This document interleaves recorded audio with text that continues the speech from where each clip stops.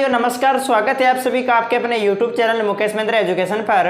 और मैं आपका दोस्त महेंद्र सिंह आप सभी का स्वागत करता हूं। दोस्तों, आज हम बात करने वाले हैं कक्षा 12 भूगोल का चैप्टर नंबर हमारे सामने छठा है, जिसका नाम है दोस्तों भारत के संदर्भ में नियोजन और सतत पोषणीय विकास। ठीक है, ये चैप्टर का नाम है दोस्तों भारत के संदर्भ में नियोजन और सतत पोषणीय विकास। और इस चैप्टर के देखने वाले हैं वेरी इंपॉर्टेंट क्वेश्चन जो एग्जाम की दृष्टि से बहुत महत्वपूर्ण है। ठीक है, और वीडियो आपको अच्छा लगे तो आप लाइक जरूर करें और चैनल पर नहीं तो सब्सक्राइब जरूर करें। दोस्तों, आपके सामने ये प्रमुख क्वेश्चन है, आप देख सकते हैं।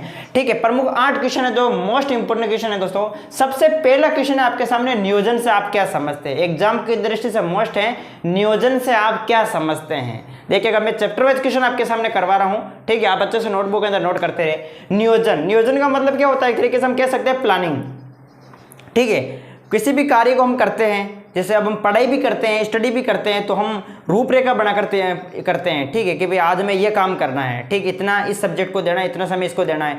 ठीक है, तो यानी एक तरीके से क्या करें, प्लानिंग के अनुसार कार्य करना। नियोजन से आप क्या समझते हैं, नियोजन का मतलब होता है प्लानिंग। परिभाषा किस रूप में आप लिखेंगे, परिभाषा लिखेंगे कि नियोजन का तात्पर्य सोच विचार की प्रक्रिया तथा कार्यक्रम की रूपरेखा तैयार करना है। ठीक है, अपने उद्देश्यों को प्राप्त करने के लिए गतिविधियों का क्या करना, क्रियान्वयन करना, क्या कहलाता है, नियोजन कहलाता है। तो ये इस प्रकार से आप परिभाषा इसमें लिख सकते हैं। ठीक है, इसके बाद देखो दूसरा क्वेश्चन है, खंडीय नियोजन का क्या तात्पर्य है। बिल्कुल दोस्तों, ये भी मोस्ट क्वेश्चन है, खंडीय नियोजन।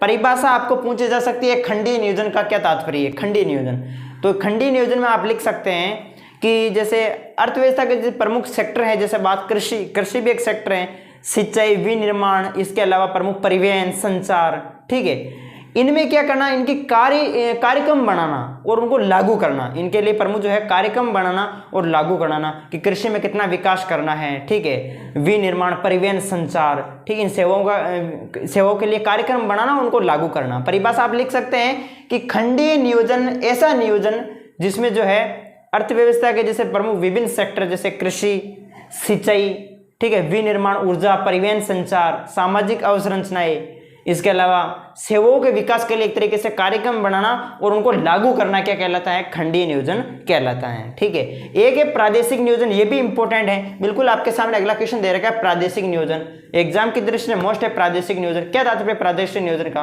तो आप लिख सकते हैं जैसे प्रादेशिक नियोजन का मतलब यानी देश के सभी क्षेत्रों में, ठीक है, सभी क्षेत्रों में जो है आर्थिक विकास सभी क्षेत्रों में जो है समान रूप से नहीं हो पाता है। ठीक है, तो समान रूप से पहुंचाने के लिए, विकास जो है वो समान रूप से पहुंचाने के लिए जो है इस योजनाकारों ने मिलकर इस प्रादेशिक नियोजन का गठन किया।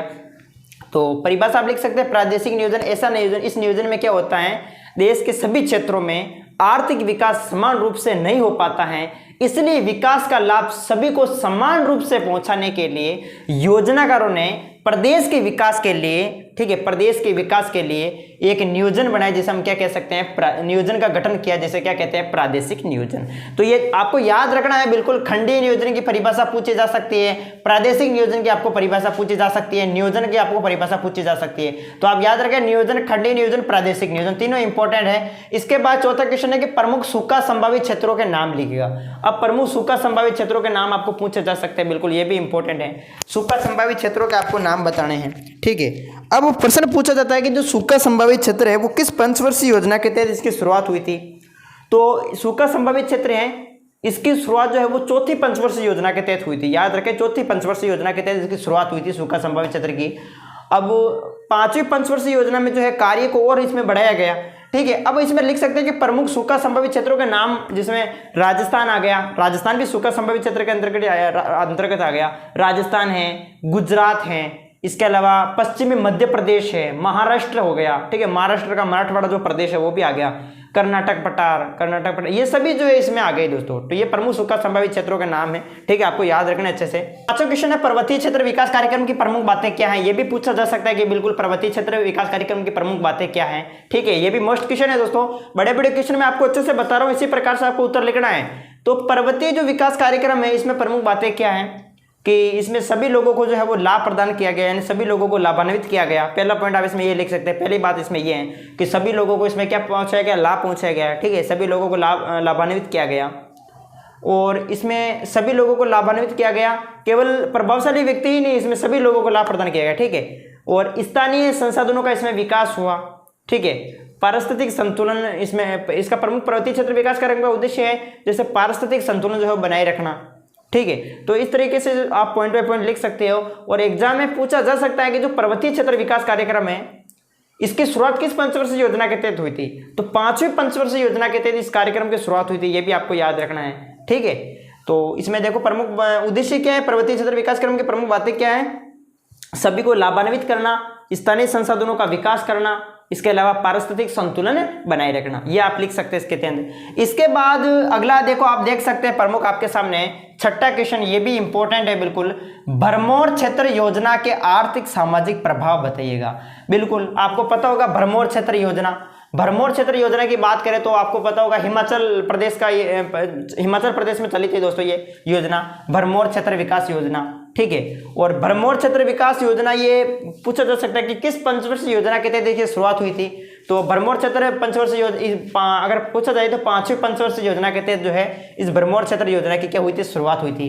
अब यहाँ पर आर्थिक सामाजिक प्रभाव पूछा है, क्या पूछा है, आर्थिक सामाजिक प्रभाव, कि भरमौर क्षेत्र योजना के आर्थिक सामाजिक प्रभाव क्या है बताइएगा। तो आपको याद रखना है जो भरमौर क्षेत्र योजना है इसमें क्या हुआ, लिंगानुपात है जो है लड़कियों की संख्या में क्या हुआ, सुधार हुआ, लिंगानुपात में इसमें सुधार हुआ। और ज्यादातर लोग जो है वो निरक्षर थे, यानी पढ़े लिखे नहीं थे, ठीक है। तो उनमें सुधार हुआ, यानी साक्षरता दर में वृद्धि हुई, लिंगानुपात में भी सुधार हुआ और साक्षरता दर में भी सुधार हुआ। और बहुत सी कुरीतियां जो है वो मौजूद थी, जैसे बहुत सी कुरीतियां है, रूढ़िवादी कुरीतियां, उनका अंत हुआ, बाल विवाह का अंत हुआ, ठीक है, बाल विवाह पर रोक लगाई, रूढ़िवादी कुरीतियों का इसमें अंत हुआ। इसके अलावा प्रमुख जैसे नकदी या व्यापारिक फसलों का इसमें उत्पादन हुआ, जीवन स्तर के लोगों के जीवन स्तर में सुधार हुआ। इस तरीके से आप लिख सकते हैं भरमौर क्षेत्र योजना के आर्थिक सामाजिक प्रभाव, ठीक है। तो ये प्रमुख पॉइंट आपको पॉइंट बाय पॉइंट लिखना है दोस्तों, मेरे हिसाब से सभी को अच्छा लग रहा होगा दोस्तों, ठीक है। इसी तरीके से लिखना है। इसके बाद 7वां देखो, सतत पोषणीय विकास क्या है। सतत का मतलब क्या होता है, सतत का मतलब होता है निरंतर, यानी ऐसा पोषणीय विकास जिसमें हम देख कोई भी संसाधन का हम उपयोग करते हैं तो संसाधन का उपयोग करने का मतलब है कि इसमें संसाधनों का दोहन नहीं करना चाहिए, आगे आने वाली पीढ़ी भी उसका उपयोग कर सके, ठीक है, संसाधनों का दोहन नहीं करना चाहिए। तो हम लिख सकते हैं कि संसाधनों का उपयोग हमें ऐसा करना चाहिए जिससे आगे आने वाली पीढ़ी भी उसका उपयोग कर सके, ठीक है। यानी सतत पोषणीय विकास, यानी विकास की एक ऐसी प्रक्रिया जिसमें पर्यावरण को नुकसान ना पहुंचे, ठीक है। विकास तो हम करेंगे लेकिन पर्यावरण को नुकसान नहीं पहुंचाएंगे तथा आगे आने वाली पीढ़ी की जरूरतों को भी पूरा किया जा सके, ठीक है। इस प्रकार से हमें क्या है, संसाधनों का उपयोग करना चाहिए, इसे हम क्या कहते हैं, सतत पोषणीय विकास। ये भी एग्जाम की दृष्टि से मोस्ट है, पूछा जा सकता है। और इसके बाद इंदिरा गांधी नहर के बारे में तो आप जानते होंगे, इंदिरा गांधी नहर के बारे में आप क्या जानते हैं, वही इंदिरा गांधी नहर जिसे राजस्थान नहर के नाम से जानते हैं, राजस्थान नहर के नाम से। पहले जो है ये राजस्थान नहर थी, इसका नाम था राजस्थान नहर, लेकिन जब इंदिरा गांधी का शासनकाल आया तो उस राजस्थान नहर का नाम बदलकर इसे इंदिरा गांधी नहर कर दिया गया। तो इसमें आप लिख सकते हैं कि इंदिरा गांधी नहर को राजस्थान नहर के नाम से भी जाना जाता है। और इस जो इंदिरा गांधी नहर इस परियोजना के जो प्रमुख जनक है, जनक पूछा जा सकता है कि इंदिरा गांधी नहर परियोजना के जनक कौन है, तो कंवर सेन इसके जनक है।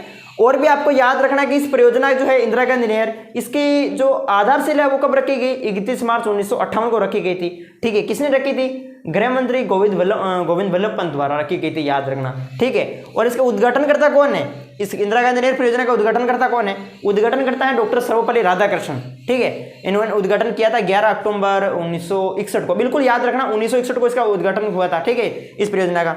और इसमें आप क्या लिख सकते हैं, इंदिरा गांधी राजस्थान नहर के नाम से इसे जाना जाता है। और भी आपको लिखना है इसमें कि राजस्थान नहर का नाम बदलकर 2 नवंबर 1984 को, ठीक है, राजस्थान नहर का नाम बदलकर 2 नवंबर 1984 को जो है इसका नाम क्या कर दिया, इंदिरा गांधी नहर कर दिया। ये भी आप याद रख सकते हैं। और वैसे अगर हम इंदिरा गांधी नहर की बात करें तो इसकी जो कुल लंबाई है वो कितने क्या है, 9060 किलोमीटर, 9060 किलोमीटर जो है वो इसकी कुल लंबाई है इंदिरा गांधी नहर की।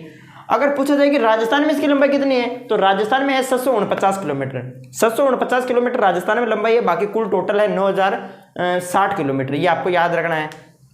और बात करते हैं तो ये जो इंदिरा गांधी नहर है, आपको पता है इसे राजस्थान नहर के नाम से भी जानते हैं, तो इसीलिए हम कह सकते हैं कि ये राजस्थान की जीवन रेखा है, ठीक है, राजस्थान की मरुगंगा भी हम इसे कह सकते हैं, ठीक है। तो इस तरीके से दोस्तों इस चैप्टर के हमने मोस्ट इंपोर्टेंट क्वेश्चन देखे, एग्जाम की दृष्टि से मोस्ट, आप इनको अच्छे से याद रखें। मेरे हिसाब से आप सभी को वीडियो अच्छा लगा होगा।